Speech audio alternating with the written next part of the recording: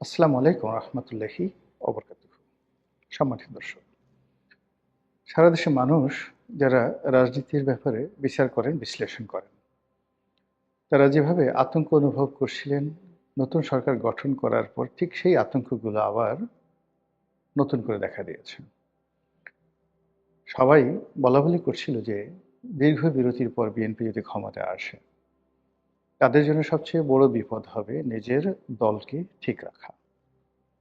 আর দ্বিতীয় বিপত্তি হবে যে সকল লোক মন্ত্রী হবেন, এমপি হবেন, তাদের আচার আচরণ জবান ঠিক রাখা। আর তৃতীয় যেটি হবে সেটি হলো এই যে ক্ষমতাধর যারা লোকজন রয়েছেন, তাদের সঙ্গে জনাব তারেক রহমান সাহেবের চিন্তা চেতনা, মন মানসিকতা, এই সব কিছুর একটা সংযোগ ঘটানো। মানুষ যেভাবে আশঙ্কা করেছিল তার চেয়ে অনেক খারাপভাবে অনেক কিছু চলছে।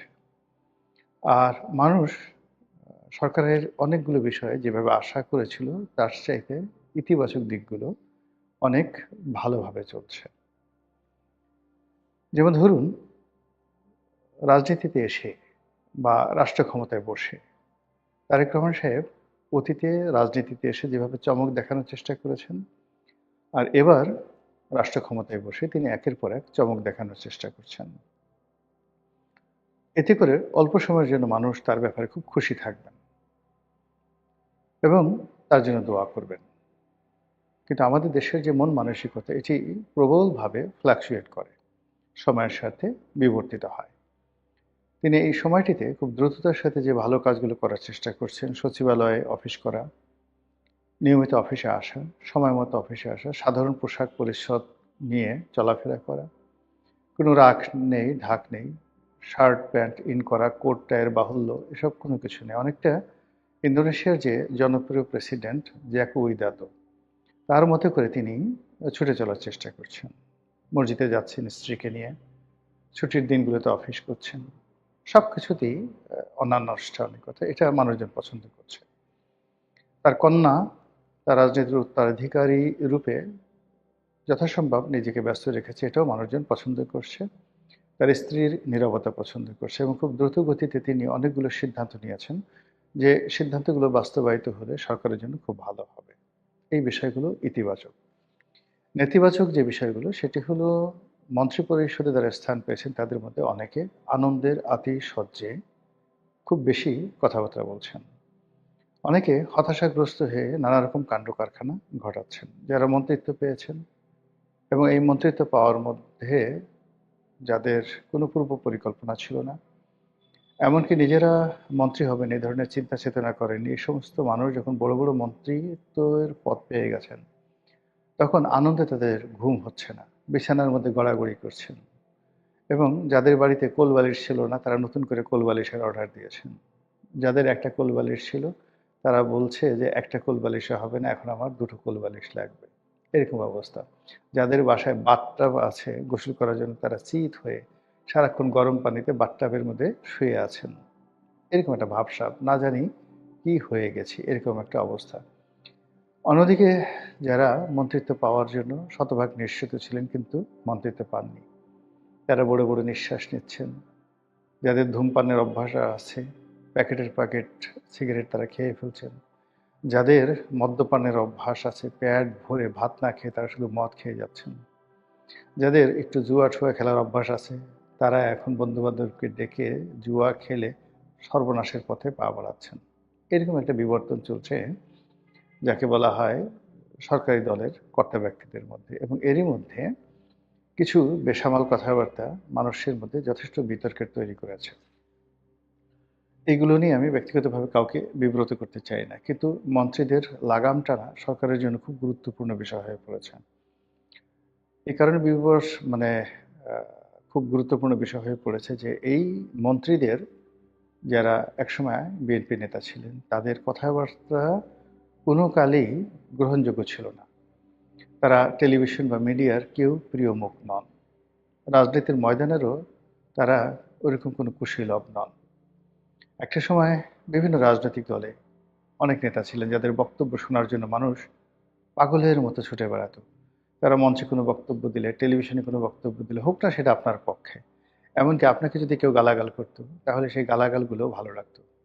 আপনারা যারা মিজানুর রহমান চৌধুরী সাহেবের বক্তব্য শুনেছেন, প্রয়াত প্রধানমন্ত্রী মিজানুর রহমান চৌধুরী, প্রয়াত মেয়র মোহাম্মদ হানিফ সাহেবের বক্তব্য যারা শুনেছেন, তারপর কে এম ওবায়দুর রহমান সাহেব, তারপর কে এম ওবায়দুর রহমান সাহেবের পরে একটা সময় ঢাকা বিশ্ববিদ্যালয়ে আসাদুজ্জামান রিপন, তার বক্তব্য অসাধারণ সুন্দর বক্তব্য ছিল।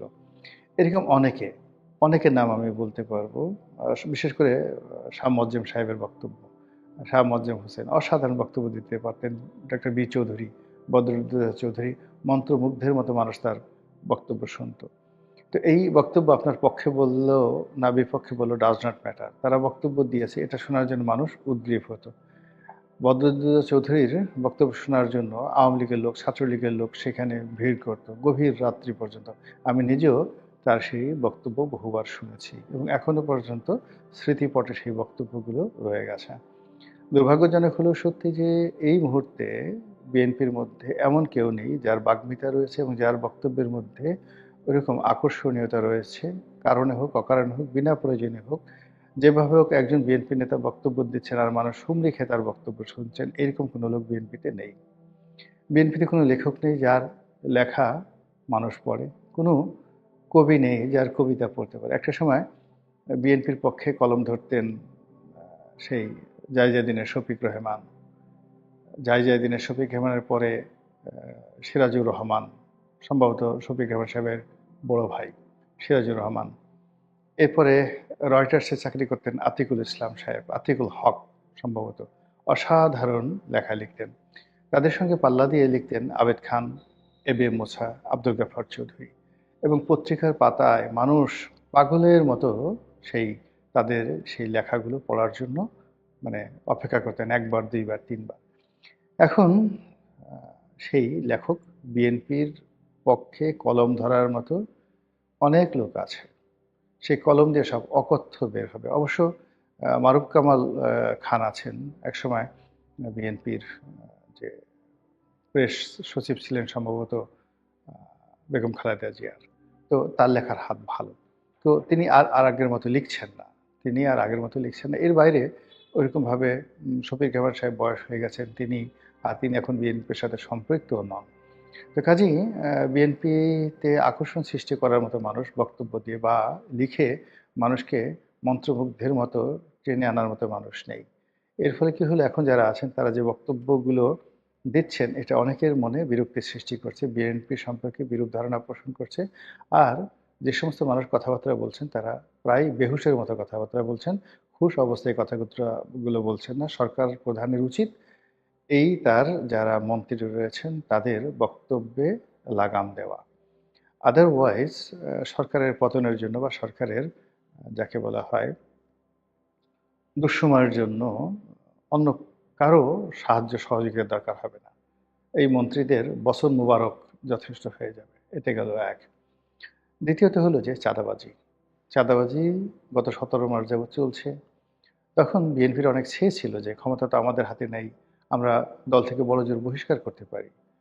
আর যেটা সরকারের উচিত, মানে ইউনিট সরকারের উচিত হলো চাঁদাবাজদের বিরুদ্ধে ব্যবস্থা নেওয়া, এবং সরকারের এখন যারা কর্তা ব্যক্তি তখন গত 17 মাস আগে তারা যে পজিশনে ছিলেন সেখান থেকে তারা বারবার চাঁদাবাজদের বিরুদ্ধে ব্যবস্থা নেওয়ার কথা বলেছেন এবং নিজের দলের যারা চাঁদাবাজ তাদের বিরুদ্ধে ব্যবস্থা নেওয়ার জন্য সরকারকে আহ্বান জানানোর পাশাপাশি তারা এই কথাও বলেছেন যে চাঁদাবাজদের কোনো কর্মকাণ্ডের সঙ্গে বিএনপি দলগতভাবে জড়িত নয়, তারা চাঁদাবাজিকে সমর্থন করেন না, চাঁদাবাজ যেই হোক তাদের শাস্তি চান এবং চাঁদাবাজদের দায় দায়িত্ব তারা নেবেন না। কিন্তু এখন তো বিএনপি ক্ষমতায়, এখন চাঁদাবাজ জামাতের লোক করুক, আওয়ামী লীগের লোক করুক, বিএনপির লোক করুক, ডাজ নট ম্যাটার, চাঁদাবাজি হচ্ছে। চাঁদাবাজির সঙ্গে পাল্লা দিয়ে ছিনতাই হচ্ছে, তার সঙ্গে সঙ্গে গ্যাং একটা সিন্ডিকেট করে যে সকল কর্মকাণ্ড হচ্ছে এই দেশের বিভিন্ন প্রান্তরে গত এক সপ্তাহে, তাতে করে মানুষের জীবন দুর্বিষহ হয়ে পড়েছে। পুলিশ কিছুটা ঘুরে দাঁড়ানোর চেষ্টা করছে, কিন্তু সেই ব্যাপারে যদি সরকার খুব সচেষ্ট না হয় তাহলে পুলিশের যে শক্তিমত্তা এটা থাকবে না। ইতিমধ্যে আমরা যে বিষয়গুলো দেখেছি সেটা হলো বিভিন্ন শিক্ষা প্রতিষ্ঠানে যেখানে এতদিন এনসিপির আধিপত্য ছিল, এতদিন জামাতের আধিপত্য ছিল, শিবিরের আধিপত্য ছিল, সেই আধিপত্য ভেঙে চুরে চুরমার হয়ে গেছে তারেক রহমান সাহেব প্রধানমন্ত্রী হওয়ার সঙ্গে সঙ্গে। এবং সেই আধিপত্যের দাপট এতটা বেশি যে ঢাকা বিশ্ববিদ্যালয়ের ভাইস চ্যান্সেলর তিনি পাগল হয়ে গেছেন পদত্যাগ করার জন্য। তিনি বিধি মোতাবেক রাষ্ট্রপতির দরবারে গিয়েছেন পদত্যাগপত্র পেশ করার জন্য। তারপরে আবার সেখান থেকে ছুটে এসেছেন শিক্ষামন্ত্রীর কাছে যেন তার পদত্যাগটি দ্রুত হয়। তিনি বিশ্ববিদ্যালয় ক্যাম্পাস খুব তাড়াতাড়ি ছাড়তে চাচ্ছেন। এই কারণ হলো আমরা পেঁচা বলি, অলক্ষী বলি কিংবা শনির দশা বলি। এই জিনিসগুলো যে তার দিকে খুব ধেয়ে আসছে, এই ভদ্রলোক তার সিভি তার যে ব্যক্তিগত তথ্য এগুলো নাকি ৩৭ পৃষ্ঠা, যে তিনি কোথায় কি শিক্ষকতা করেছেন, কোথায় কি ডিগ্রি নিয়েছেন, তার এত যোগ্যতা, সেই যোগ্যতা এখন তার জন্য লায়াবিলিটিস হয়ে গেছে। অথচ যেদিন তাকে সিলেক্ট করা হয় সেদিন আমি প্রথম ব্যক্তি, একেবারে প্রথম ব্যক্তি যিনি ফেসবুকে স্ট্যাটাস দিয়ে তার জয়েন করার আগে তার নামটা শোনার সঙ্গে সঙ্গে বলেছিলাম যে এটা একটা ভুল সিদ্ধান্ত হলো, এই ভদ্রলোকের জীবন তছনছ হয়ে যাবে, তিনি কিচ্ছু করতে পারবেন না। কারণ অনেকে ভুল বুঝেছেন। এ কারণ হলো এই ভদ্রলোক নির্ঘাত জামাতের লোক ছিলেন। জামাতে আমার যারা শুভার্থী ছিলেন তারা চিন্তা করলেন যে মিস্টার রনি এতকাল আমাদেরকে বিভিন্ন গুপ্তভাবে আমাদেরকে নৈতিক সমর্থন জুগিয়েছে, আমাদের পক্ষে মাঝে মধ্যে কথাবার্তা বলেছে। এখন এই পট পরিবর্তনের পরে হঠাৎ এমন কি হলো যে এখন ডাকসুতে ঢাকা বিশ্ববিদ্যালয়ের যে ভাইস চ্যান্সেলর রূপে জামাতপন্থী একজন লোক আমরা নিয়োগ দিতে পেরেছি, তার বিরুদ্ধে কথা বলল। তো তারা বুঝতে পারেননি আমি যে কথাটি বলেছিলাম যে এখানে যারাই টিকে থাকে বা যারা আছে তাদের পিছনে একটা শক্তিশালী রাজনৈতিক পক্ষ থাকে এবং সেই রাজনীতির ধারাবাহিকতা থাকে। বিশেষ করে ৯১ সাল থেকে আমাদের বিশ্ববিদ্যালয়গুলো এবং সেখানকার ভাইস চ্যান্সেলর পদগুলোর সঙ্গে রাজনীতির যে সম্পৃক্ততা জঘন্য পর্যায়ে পৌঁছে গেছে এবং ক্ষেত্র বিশেষে নোংরামি, এত নোংরামির পর্যায়ে পৌঁছে গেছে যে ওখানে কোনো ভদ্রলোক আসলে সহজে যেতে চায় না। কিন্তু এরশাদ জামানাতে আমরা যত কথাই বলি না কেন, সেখানে এতটা রাজনীতিকরণ ছিল না। বিশ্ববিদ্যালয়ের শিক্ষকদের রাজনীতি ছিল, কিন্তু প্রক্টর, তারপরে বিভিন্ন অনুষদের ডিন এবং ভাইস চ্যান্সেলর যে পদগুলো, এগুলোর একটা সম্মান ছিল, মর্যাদা ছিল। স্বয়ং প্রেসিডেন্টও বিশ্ববিদ্যালয়ের ভাইস চ্যান্সেলরের সঙ্গে কথা বলতে ১০০ বার চিন্তা করতেন, কিন্তু এখন সেটি নেই। এখন ঢাকা বিশ্ববিদ্যালয়ে কেন, যে কোনো বিশ্ববিদ্যালয়ের ভাইস চ্যান্সেলর যে কোনো ছাত্র দ্বারা লাঞ্ছিত হতে পারেন। গত ১৭ মাসে সেই সংস্কৃতি প্রতিষ্ঠিত হয়েছে। ফলে এই যে ভদ্রলোক, দেখে শুনে মনে হয় নম্র, ভদ্র, একেবারে নেহায়েত একজন একাডেমিশিয়ান, যার জীবনই ব্যয় করেছেন তিনি শুধুমাত্র ছাত্রদের পিছনে, শিক্ষা প্রতিষ্ঠানের পিছনে। তো সেই মানুষটি বাকি জীবন সুস্থ থাকতে পারবেন না এবং তাকে যেখানে পাওয়া হবে সেখানে লোকজন টিটকারি করবে, বিভিন্ন কথাবার্তা বলবে এবং তাকে নিয়ে ট্রল করার চেষ্টা করবে। এই কথাটাই আমি আসলে ১৭ মাস আগে যখন তিনি নিয়োগ লাভ করার পর্যায়ে ছিলেন তখন আমি বলেছিলাম। তো এনিওয়ে এভাবে আরও অনেকগুলো কথা আমি বলেছিলাম ওই সময়টিতে, যে এই দিন দিন নয়, আরও দিন আছে। অন দ্য লং রানে বাংলাদেশের দুটো যে রাজনৈতিক দল, বিএনপি এবং আওয়ামী লীগ, এই দুটো রাজনৈতিক দলের যে বেজ, এই বেজটি আসলে এখন জামাত বলতে পারে যে আমরা অনেকগুলো সিট পেয়েছি, কিন্তু এই বেজটি জামাতের যারা নেতৃবৃন্দ রয়েছেন তার সাথে অনেক বড় বড় মানুষ বিভিন্নভাবে চেষ্টা করেছেন যে বাংলাদেশের মূল ফান্ডামেন্টাল যে রাজনীতি, সেই রাজনীতির বাইরে বিকল্প শক্তি দাঁড় করানোর জন্য। আপনারা জানেন যে আওয়ামী লীগের অন্যতম তাত্ত্বিক গুরু ছিলেন বদরুদ্দীন উমর সাহেবের বাবা আবুল হাশিম সাহেব। তিনি একটা দল করেছেন খেলাফতে রব্বানী।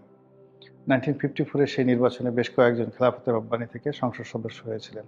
সেই দল টিকে না। যদি অভিজ্ঞতার ভিত্তিতে, বঙ্গবন্ধু যেখানে আবুল হাশিমের পায়ের কাছে বসে রাজনীতি শিখতেন, তো সেই আবুল হাশিম যখন রাজনীতি শুরু করলেন তিনি কিন্তু পারেননি। মাওলানা আব্দুল হামিদ খান ভাসানী, যার হাতে আওয়ামী লীগ সৃষ্টি, যার হাতে আওয়ামী যাকে বলে মুসলিম লীগ সৃষ্টি, যিনি মুসলিম লীগের এই যে বাংলাদেশ অবিভক্ত বাংলার মুসলিম লীগের খুব বড় নেতা ছিলেন। তো সেই তিনি যখন ন্যাপ করলেন তিনি কিন্তু সফল হতে পারেননি এবং তাকে ব্যর্থ হয়ে মারা যেতে হয়েছে। একটা সময় খুব অপমানিত হয়েছেন সেই শেরেবাংলা ফজলুল হক, যিনি একই সঙ্গে মুসলিম লীগের সভাপতি ছিলেন, একই সঙ্গে সেই সর্বভারতীয় কংগ্রেসের সভাপতি এবং সেক্রেটারি ছিলেন। তো এই মানুষটি কৃষক শ্রমিক প্রজা পার্টি করে রাষ্ট্র গঠন করেছিলেন, কিন্তু জীবনের শেষ প্রান্তে এসে স্বাধীন বাংলাদেশ এসে তার সেই কৃষক প্রজা শ্রমিক পার্টি টিকেনি, যেভাবে মুসলিম লীগও টিকেনি। এগুলোর অনেকগুলো ঐতিহাসিক কারণ রয়েছে। সেই ঐতিহাসিক কারণে এখন যে যুগটি চলছে সেই যুগটি হলো আওয়ামী লীগের যুগ, এই যুগটি বিএনপির যুগ এবং এই যুগে তারেক রহমান সাহেবের নেতৃত্ব এবং সজীব ওয়াজেদ জয়ের নেতৃত্ব এটাই বাস্তবতা। এটা মেনে নিয়ে তৃতীয় শক্তি, চতুর্থ শক্তি এইভাবে যদি ফ্রন্ট কেউ খুলতে চায় তাহলে রাজনীতি ভালো হবে। এর বাইরে একটা সুযোগ পেয়ে যদি কেউ মনে করে যে আমি বিশাল কিছু একটা হয়ে গেছি, আমি বাংলাদেশের প্রধানমন্ত্রী, নাহিদের মতো মানুষ বাংলাদেশের প্রধানমন্ত্রী হবে, আবার সেটা সেই সাবেক প্রেস সচিব শফিক বলতেছে। তো শফিক সাহেবের সেই বক্তব্য অনুযায়ী নাহিদ নাহিদ ইসলাম এনসিপির প্রধান, তিনি প্রধানমন্ত্রী হবেন। মানে এই কথাগুলো ওই সময়তে যারা শুনেছেন এবং যাদের রাজনৈতিক বোধ আছে, সারা শরীর তাদের মেজাজ চিল মানে মেজাজ গরম হয়ে গেছে, শরীরে তাদের চুলকানি ছিল। এখন দেখেন এই কয় মাসের মাথায় নাহিদের প্রধানমন্ত্রী অবস্থা দেখেন, আর এই যে শফিক তাকে প্রধানমন্ত্রী বানিয়ে দিয়েছেন, সেই শফিকের অবস্থা এখন দেখলেই বুঝতে পারবেন। তিনি এখন বিভিন্ন জায়গাতে সুদলিংপং, ধৈনসা এইগুলো খুঁজে বেড়াচ্ছেন, কোথায় ধৈনসা আছে, কোথায় সুদলিংপং আছে, এই সমস্ত বিষয় নিয়ে। মানুষের মানে মানে বর্জ্য, পেটের আবর্জনা যখন মাথায় উঠে তখন মানুষের মধ্যে যে ধরনের বিকারগ্রস্ততা শুরু হয়, গত 17 মাসের অনেক ক্ষমতাধর লোকের মধ্যে আগামী দিনে সেই বিকারগ্রস্ততা দেখতে পাবেন। যেটা বলছিলাম যে এখন বর্তমান সরকারের যে প্রথম এবং প্রধান চ্যালেঞ্জ সেটা হলো চাঁদাবাজি বন্ধ করা। এবং সেই চাঁদাবাজি যদি বন্ধ করতে না পারেন, আইন শৃঙ্খলা এখন যে খারাপ আছে এইটা আরও খারাপ হয়ে যাবে। আর ওই যে মন্ত্রীদের যে বচন অমৃত বললাম, সব মিলিয়ে আওয়ামী লীগের অবর্তমানে বিএনপির জন্য যে একটা সুযোগ আসছে, সেই সুযোগটি যেভাবে ম্যাজিক্যাল, আবার হঠাৎ যদি ম্যাজিক্যালি জাদুকরীভাবে এই সুযোগ তাদের হাতছাড়া হয়ে যায়, সবাই আশ্চর্য হলেও আমি অন্তত আশ্চর্য হব না। মহান আল্লাহ আমাদের সবাইকে হেদায়েত দান করুন এবং হেফাজত করুন। আসসালামু আলাইকুম ওয়া রাহমাতুল্লাহি ওয়া বারাকাতুহু।